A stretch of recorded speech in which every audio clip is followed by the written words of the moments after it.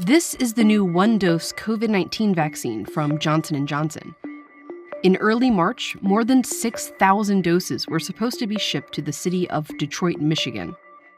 But Ko huhu malu'i Kōviti hiwa eni ai Johnson & Johnson.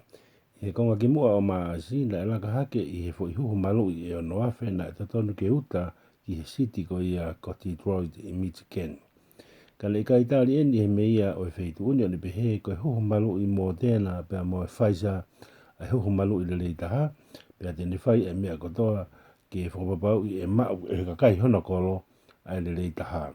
Ko ne uinga ki he lahi o mea o kuhui I he huhu malu'i ko efficacy rate.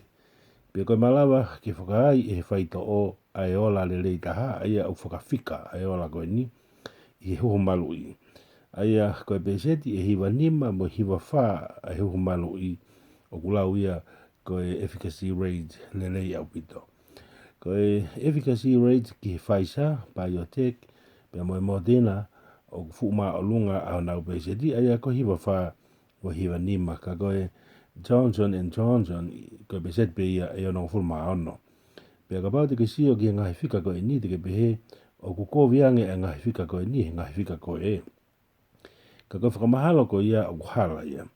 O kuikai koe mea mahu inga taha ki pehe makatuunga e sai o ha huhu malu'i me he maa o lunga ho nau fika koe ni.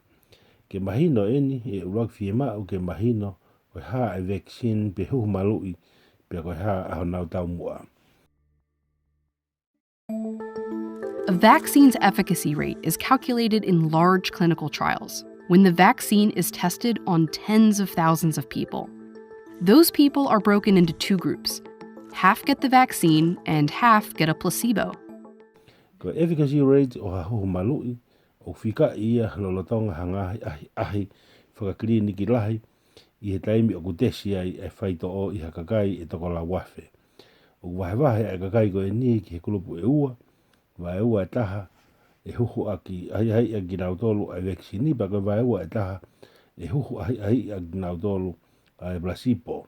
E tukwanga lewa ginautolu o se huhu ahi ki hau katu e nau muu yanga mahani lolotonga ia whai hano siofi he kausaini si pe te nau toi mau mahaki Kōviti pe I kai I hangahi mahina.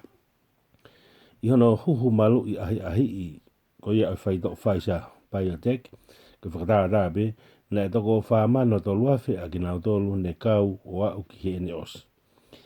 Te au whitungofulu ne nau pihia I he Kōviti haiwa. O whika ilewa efficacy rate me he tuunga o e kakai ko e ni ne kau he huhu malu'i ahi.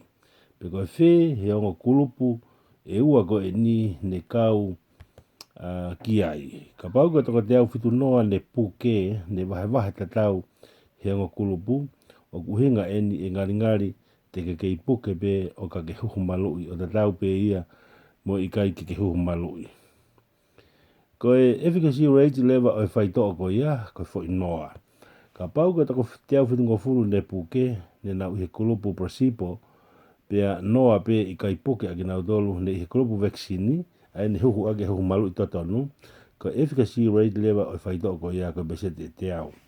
I he huhu malu'i ahi ko eni na ko eni na toko te au no ua me he kulupu placebo pea toko walu I he kulupu vaccini.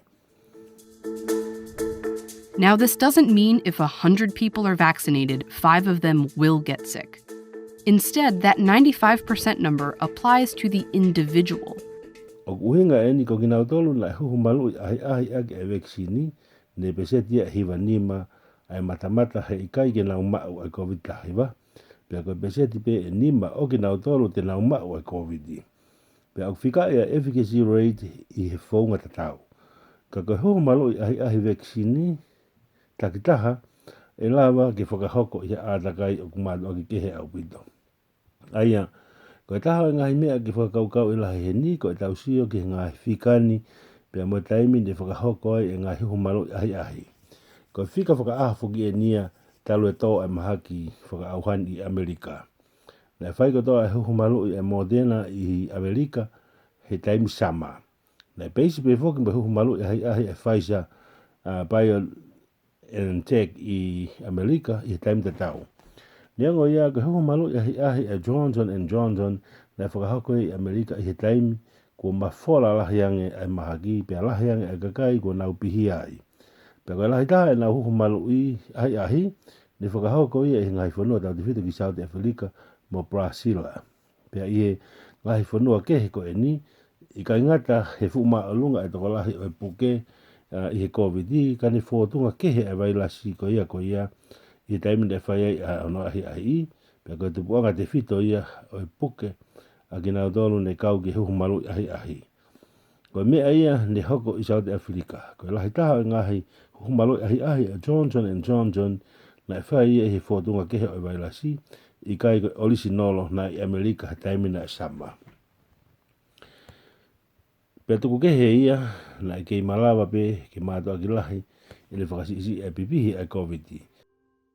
If you're trying to make one-to-one, head-to-head comparisons between vaccines, they need to have been studied in the same trial with the same inclusion criteria in the same parts of the world at the same time. Ka pau te ke whainga ke whakawhihawana ke whakawhi ulo e ngai huhu malu'i e fie mau ia ke whai ia i he huhu malu'i ahi tatau. Aki e ngai whakamau whai i he makatuunga tatau, i wheitu tatau o maamani i he taimi tatau. Ka pau te tau to'o mai e huhu malu'i Pfizer pe moe Moderna, ke whai hano te si i fo au i whaunga mo ngai wheitu ne te sia e whaito'o malu'i a Johnson & Johnson e lawa ke tau si oi ki haola o efficacy rate o fukehe au pito ia. E talatu e ngai efficacy rate ia ko ia ai mea ne hoko i huhu malu'i ahi takitaha ka ikai koe mooni o hoko mooni i maamani. Ka ako kikihi foki e kau matao toko lahi o pehe o ku ikai koe efficacy rate e whika lelei taha ki whakamau i aki ha whaito'o huhu malu'i. Ka hui o ku ikai koe poini ia hano wha whaito'o ke ne malu'i e pipihi e mahagi. O ku ikai koe tau mua o whaito'o huhu malu'i ke osi whakaawhuri e Kōviti tahiwa. Ka ke whakalalatai e wailasi ka malawa ke mapurei. Pe ke oi ke ua e whakatu tāmaki aki hana to'o hono iwi malawa ke ua tene whakatupu ha fu mahaki whakarifia. Whakatupu tākota whale mahaki pe mate. Ko whakaamu lelei taha ke hoko ke ua pete ke puke. Ko mea kovi taha ke hoko koe mate. Pea ihe wahaa o yongo mea koe ni o kuiai ai whakatokoto i whare mahaki whakailonga o i puke lahi ki he talotoloto pe koe ikai pe ha whakailonga. O ku malu'i e whaito'o huhu malu'i koe.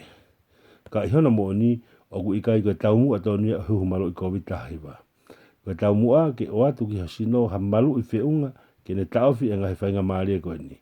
Koe hui ka pau te ke mau e pipihi e mahagi ki hange pe haki i momoko ka ikai ko whahinga mea ke iku tokoto whare mahaki ai.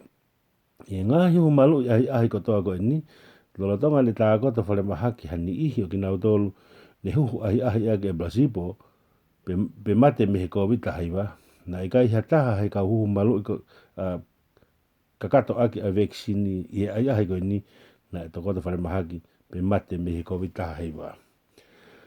Ko mea koe ne tonu ke mahino ki he mea o Detroit koe whaito'o huhu malu'i e tolu koe ni o naulawa le leibe o malu'i be sete te au e kakai me he mate. Kage ne te whakafoki be he mea e ne urakilau ko ia le pehe ka le pehe e kamata e ne awe a huhu malu'i Johnson he ukei maa alunga be ne ngā ue whakamalu'i. O kusai be a efficacy ka aku ikai koe mahu inga taha ia. Koe whehu ike eke o ku ikai koe pehe pe koe whe e vaccine tene malu'i koe me he Kōviti ka koe whe tene whakamo ui koe. Pe aua na ake tokoto whare mahaki. Koe whe e tokoni ke whakangata ai pene te miki pe mahaki whakaaua whakamamani lahi koe ni. Pe koe tari ki ai ko hataha pe ia ki nau tolu. Koe vaccine le taha ki a te koe, ae pe koe o huhu o ki koe.